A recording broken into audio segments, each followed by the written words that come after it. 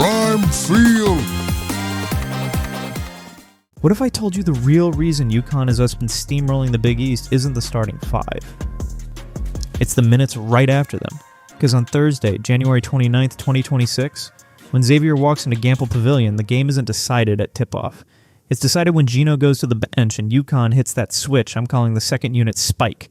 The moment the pace jumps, the pressure tightens, and the scoreboard starts glitching. And the name you need to remember for this one is Blanca Quiñonez. Let's set the table the right way. Most teams try to survive UConn by holding the starters. They treat it like a boxing match, make it to the later rounds without getting knocked out early. But UConn isn't fighting like that. UConn is built like a wave machine, and the second wave is where opponents drown. This is the core of the thesis. UConn wins through depth-induced volatility, meaning when most teams sub, the game slows down. When UConn subs, the game speeds up. Think about how unfair that is.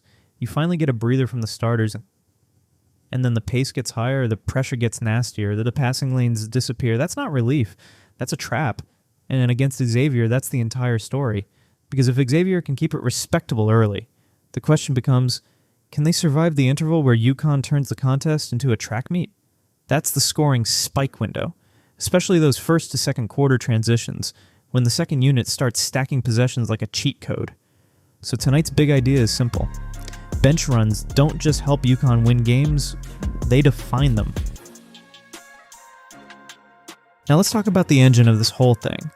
Blanca Quiñonez is a 6'2" freshman who doesn't play like a freshman because her background doesn't look like one. She's coming in with real professional experience in Italy's Serie A1 environment, 5 years around grown professionals. So when she checks into a college game, she's not finding her way. She's hunting. And that's why she's the perfect centerpiece of the second unit spike. She's not a placeholder, she's not a keep things steady player. She's a punisher of tired legs and lazy rotations.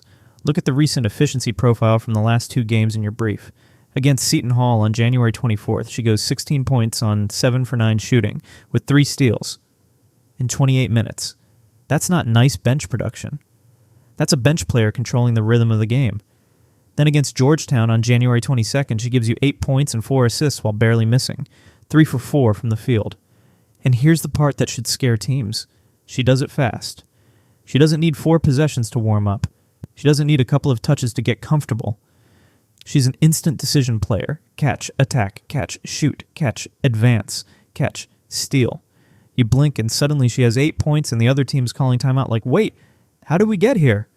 This is what Gino meant when he described her looking like someone who's been around pros. It's not just skill. It's pace of decision making. It's the difference between thinking the game and playing it.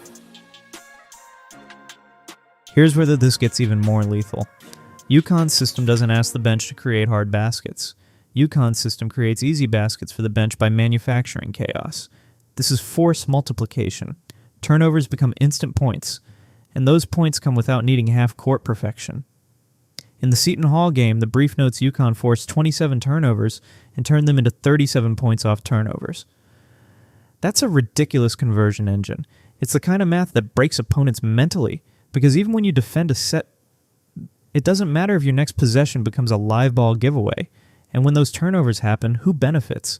The unit that's freshest, the unit that sprints, the unit that lives for transition. That's the second group. That's Quiñonez flying down the floor. That's just the bench getting runouts and rhythm threes. That's UConn skipping the hard part of offense entirely and turning the game into layup lines, early clock attacks, and scrambled threes. So the real question for Xavier isn't can you score enough, it's can you take care of the ball long enough to prevent UConn from getting free points? Because UConn doesn't need to be perfect in the half court when they're cashing transition possessions like lottery tickets. And this is where the avalanche effect becomes real. One sloppy pass becomes a steal. The steal becomes a layup. The layup becomes a press. The press becomes panic. The panic becomes another turnover.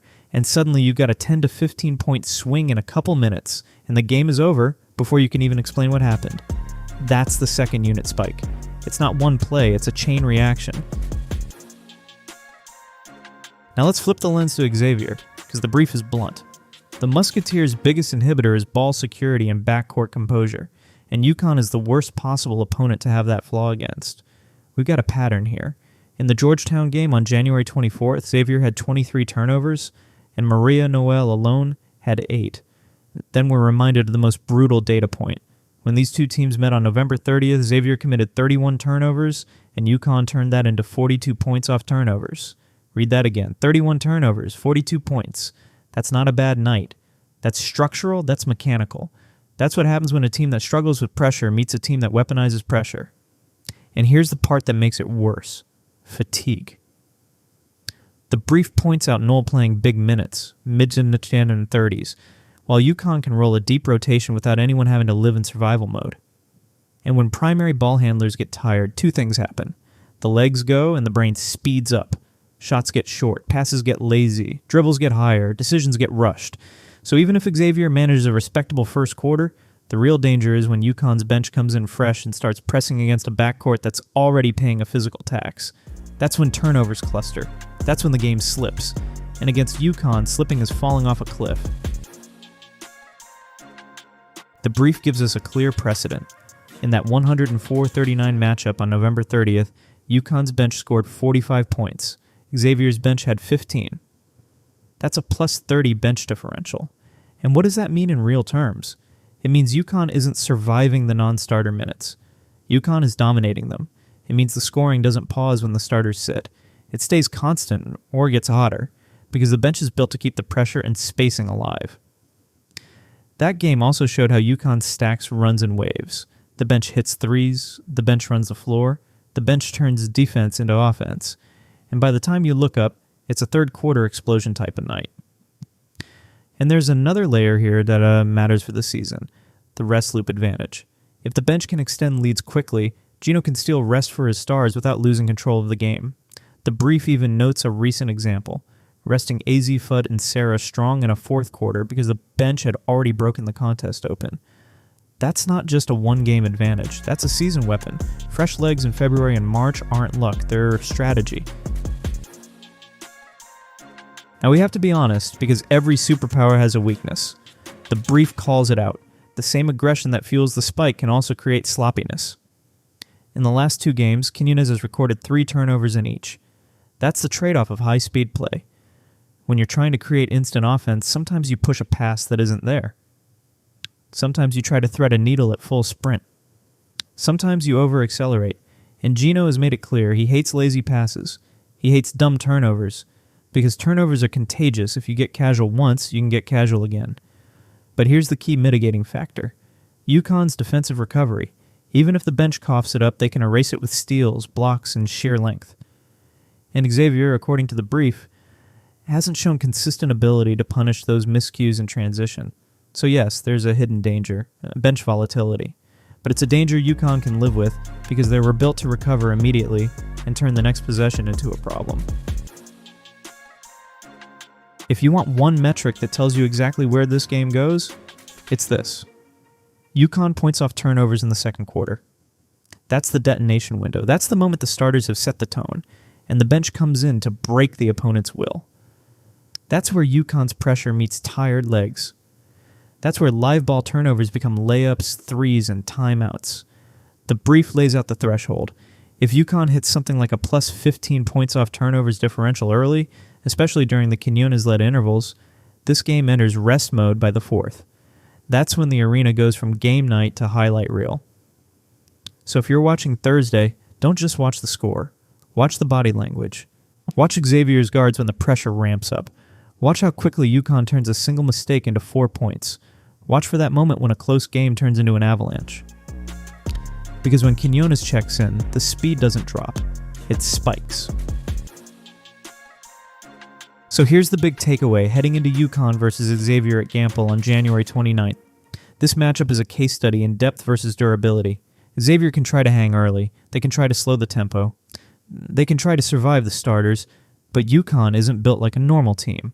UConn is built to break you in waves, and the second unit's spike is the wave that ends it. And the X factor isn't just a name. It's a role. Blanca Quiñonez is the accelerant, the punisher, the instant offense player who turns tired legs into turnovers and turnovers into points. Now I want to ask you this, because this is the debate that matters. Do you think Xavier can survive that second quarter bench interval? Or does the second unit spike hit like it always does and turn this into rest mode by the fourth? Drop your prediction in the comments and tell me the exact moment you think the game flips. Prime Field!